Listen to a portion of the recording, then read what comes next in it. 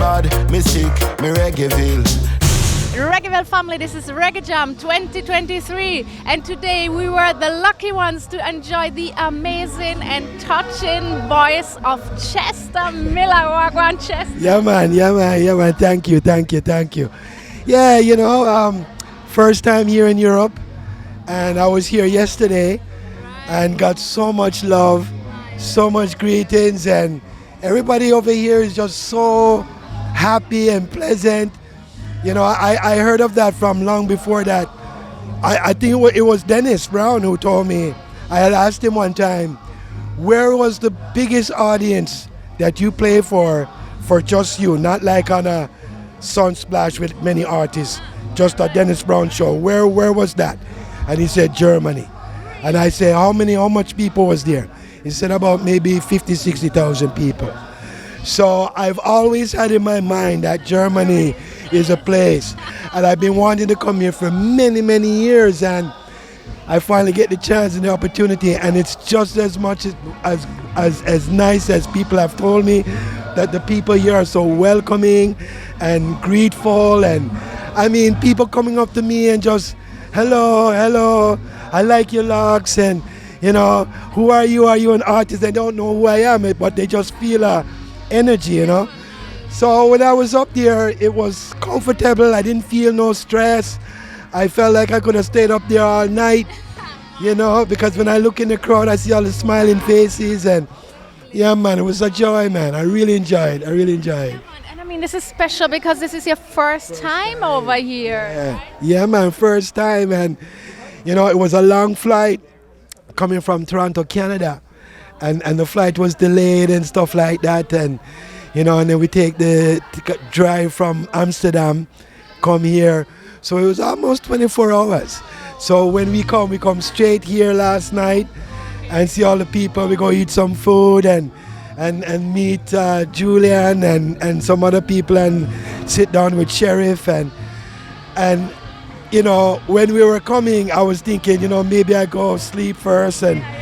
But when I get here, it was just like energy, So we leave and I wake up early this morning. I just feel excited, So yeah, man, I really love it here, man. I just hope and pray that Sheriff bring me back next year, Yeah, man. Yeah, man. I'm really super happy to see you like that, smiling, enjoying this experience. Yeah. You brought the music live to us today, but you have already released an EP this year earlier, the classic covers, which are 4 cover versions of, let's say, for reggae, pretty unusual original artists. The Bee Gees, the Doobie Brothers, who else?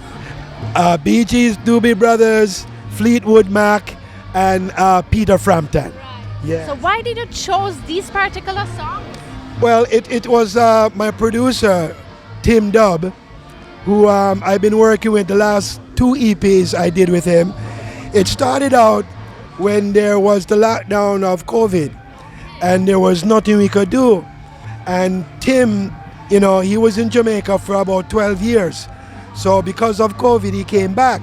So he knew of me when I was in Jamaica, when I was on stage TV with Winford Williams.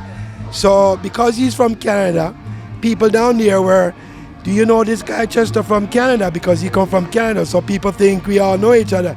So he's like, no, I don't know him. So when he called me, look and search for me. So I did some work with him, and then he was like, we can't go nowhere, we're in lockdown, let's just work on music. So the first EP we did was called Loving Feeling, and yes, and we did that, and it got good response. So, and the plan was, and this is so true, the plan is that he said, let's stay consistent and just keep putting out music, because the destination, I think, for you, Chester, is Europe, right? So, but what we have to do, we just need to keep, build a body of work so that people will say, wow, this guy is serious. He just keep putting out music. So that's why after the Love and Feeling EP, and I had said, there's so much classic songs from back in the day, and, I'm always singing them, and I wouldn't mind try to do them in reggae. And when I said that, he said, yes, yes, I feel the same way too. So, we start kind of put some names, which artists from back in the day. So I told him, Peter Frampton was, and I was a little kid. And I said, that was one of my first little songs that I used to enjoy singing. So he said, okay. And then he came up with some idea with the Bee Gees. I came up with the Fleetwood Mac Dreams. And then I came up with the Doobie Brothers, listen to the music. So right away, and it took us no time. I think it took us maybe like 3 weeks to really, for him, because he's fast and he's a drummer as well. So we rent time and he go and lay down the drum tracks and everything just kind of flow after that. So yeah, and it's been getting a good feedback, and I think the reason is because none of those songs was ever done in reggae, and people would not expect that. Exactly. So, and especially the Peter Frampton Show Me the Way, that was the big one, because people were saying, oh my gosh, because I think the other one, Ooh Baby I Love You Way, that was done in reggae. So when I did the Show Me the Way, people were saying, oh my God, I was waiting for somebody to do that one in reggae. Oh, and you do it so well and it sounds original.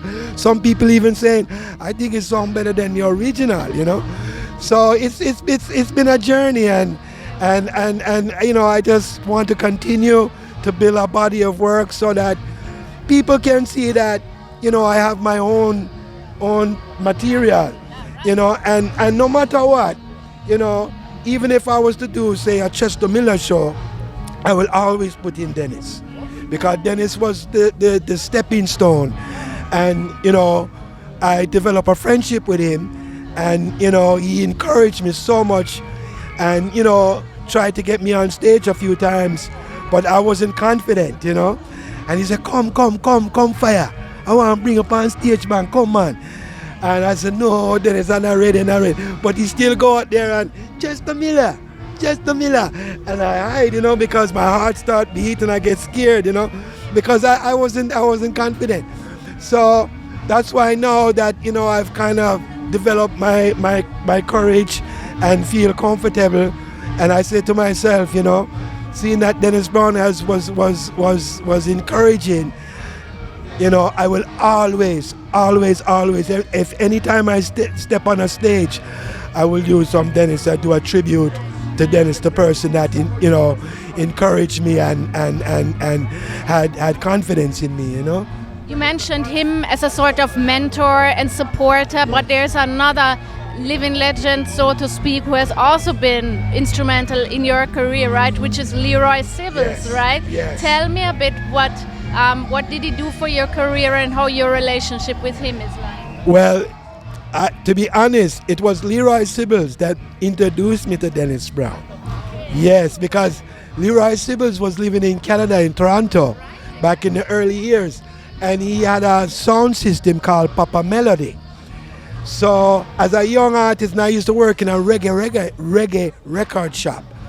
And that record shop was the place that all the artists would come to when they come to Canada from Jamaica. So he would come around all the time and come hang out, because my boss, whose name was Bam Bam, he was the owner of the shop, and him and Leroy were really close. So one day Leroy come and they were going to the studio, and I had never been in a studio.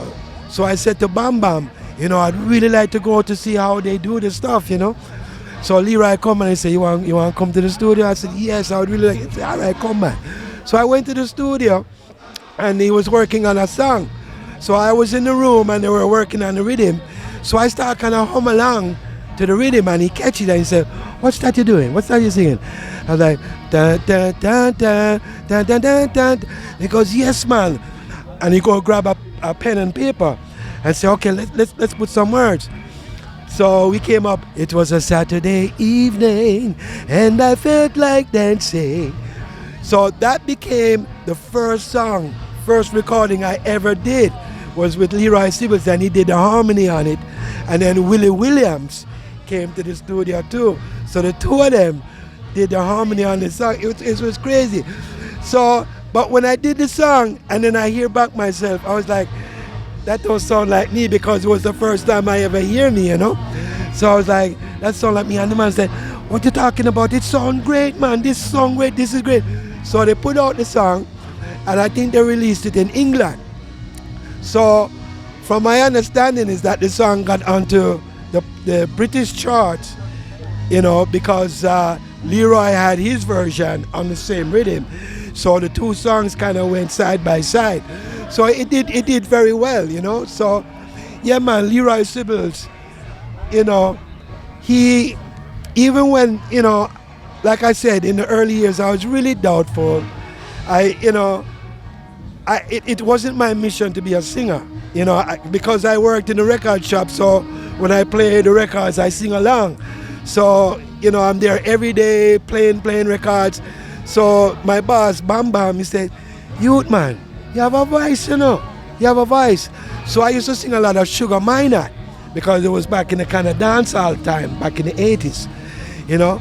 And he said to me, he says, but you have a Dennis Brown sound, you know. Maybe you try sing some Dennis Brown song, you know. And I knew of Dennis, you know, but because I was kind of young and kind of more than the dancehall fast, you know, everybody's a herb man, hustling and stuff like that.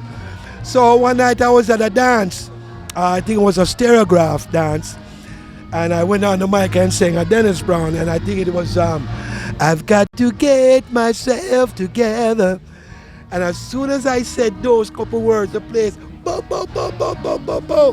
And at that time I was like maybe 16, 15, so I was like the youngest person in the dance, all big people. So when I was on the mic, nobody could see me because I was so short, and people trying to say, who that singing?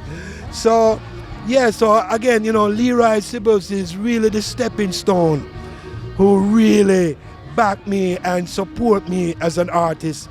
And of course, after meeting Dennis through Leroy Sibbles, you know, when Dennis would come to Canada, I go to the hotel and hang out with him and stuff, and you know, him say, youth man, yeah man, and he even look at me one time and say, you know, say, you look like me when I was younger, you know. And I said, no man, I say, yeah man, you look like me, man.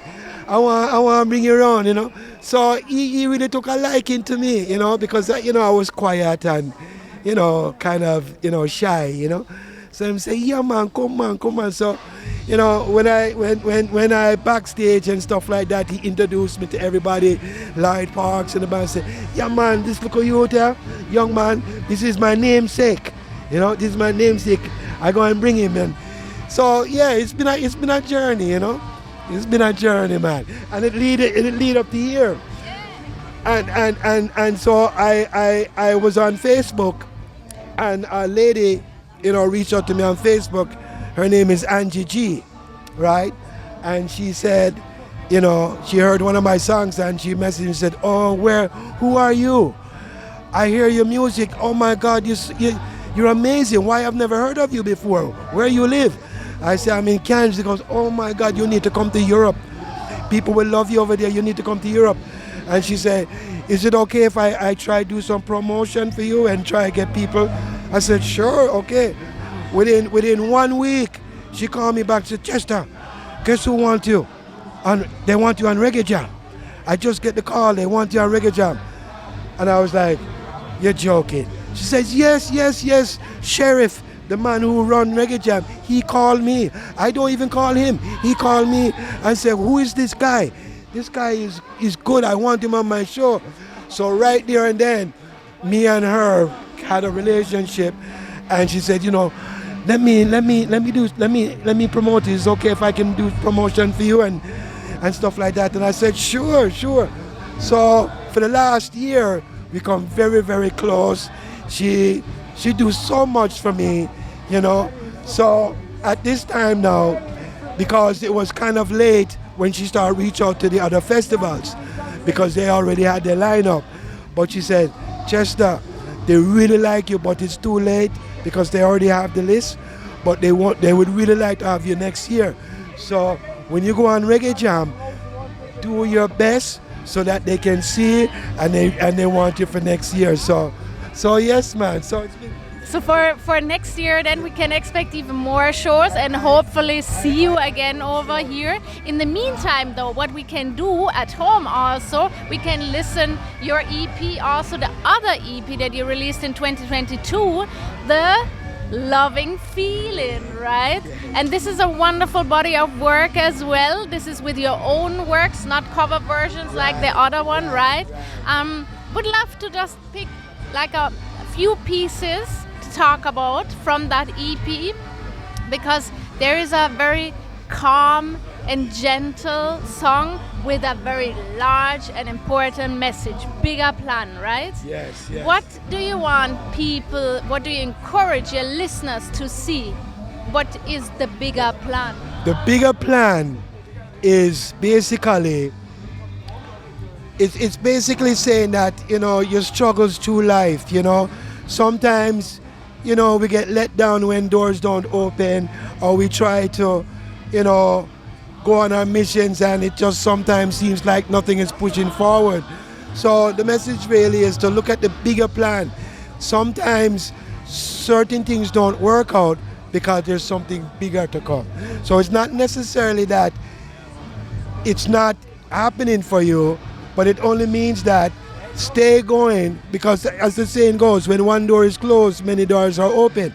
So, you know, as I've been coming along, you know, I have lots, you know, some negativities, and you sound like too much like Dennis Brown, you look too much like Dennis Brown, and stuff like that. And sometimes, it get me a little discouraged, you know.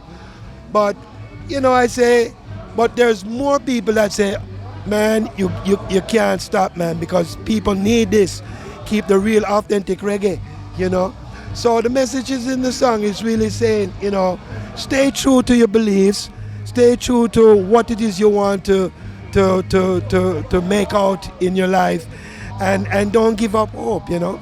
So the bigger plan is just keep in mind that I want to get to this level, and if that door doesn't open, it only means maybe because there's a bigger door that is open. That is not for you, because that's not the level that you're seeking. You're seeking. So, and the example is being here, because I try other shows, other festivals that are not as big as this festival, and we don't get on it. So the bigger plan is to stay on, and these bigger things will come your way. Yeah, man. Yes. And there's another piece on the EP, which is something I would call maybe a non-love song. You can't get blood from a stone. Tell me a bit how this song came about. Well, that song came out by producer Tim Dub, right? I'm not sure what the conversation was, and I think he was talking to somebody on the phone, and all I heard him say was, Bridget, you can't get blood from a stone, man. So you can knock and cringe and fight. It's not going to happen, man, because some things it can't work. So when he got off the phone, I said, what was that you said? And he didn't even remember. I said, I don't know. I was saying a lot of things on the phone. I said, you said something about blood or a stone. He goes, oh, blood from a stone. I said, yes, man. What that mean? And he says, my mother used to say that to me, you know.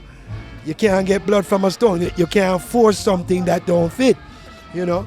So I said, that's a nice hook, you know.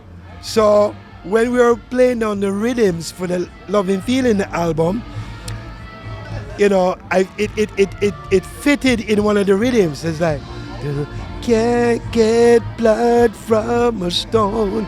And when he heard it, he goes, yes, man. What else you have? What else you have? And I said, I don't have nothing else yet. So I went home and with the rhythm and stay home and start think, okay, blood from a stone. What can I write around that? So what is the conversation? Okay, so maybe, you know, this girl is with this guy, but he don't treat her right, but she's still holding on and think that things are gonna change, but things are not changing, and all her friends are saying, you know, you don't treat you good, why you staying, you know, you can't get blood from a stone from somebody that don't want. So it kind of developed around that. So it's kind of like, how many times have I tried to tell you? How many times have I tried to warn you? So it's kind of like her friend saying, you know, you have to give this up because you keep trying but nothing is happening. So you keep trying but you can't get blood from a stone. And you're such a lovely woman who deserves so much better from somebody. You know, he keeps promising these things but he never come true. So, you know, it's time to pack up and go away. So that's basically the essence of the song, you know, can't get blood from a stone. And you have one collaboration on the EP as well with Lutan Fire. How did he come on board of the project? He came on board through, again, Tim Dub, because, again, Tim was living in Jamaica for so long, and he was working with Lutan Fire, Jamaican, Sizzla, Sly and Robbie, so he had all these contacts. So when we were doing, what's the song again? Come Over This Way. Sorry. So when we were doing Come Over This Way, and after I did the vocals, he said, I hear a DJ in there, man. So we're thinking, you know. So we thought, okay, maybe we go local with somebody in Canada, you know. And then Tim said, you know what, man? I think we need big name, man. So I said, you know, well, one of my favorite DJs is Lutan Fire. I mean, among Capleton and Sizzla, Lutan Fire is one of my guys. So he said, really? And I said, yeah, man.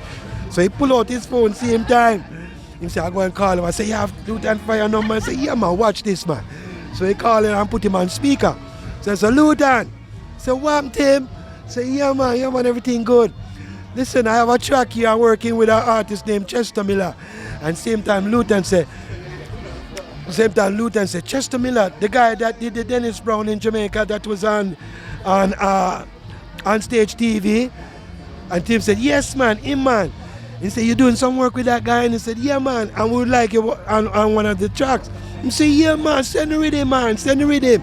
So we send the rhythm to Jamaica, and he put on his part and bring back the rhythm, and I put on my part, and it was done like that. You know, so, you know, I have never had the privilege to meet him in person yet, you know, so it's so interesting how technology can create these things, you know, so, yeah, man, so it's been such a joy, man. I'm really loving this journey. Yeah, man. So you can listen to all the songs that we spoke about, the 2 EPs that we mentioned. You can check out more from Chester Miller. And of course, we hope to see you next year live again. Thank you so much for sharing with us today on stage and here for this interview. Blessed love, Chester. Yeah, man. Give thanks. Blessed. Me bad, me sick, me Reggaeville.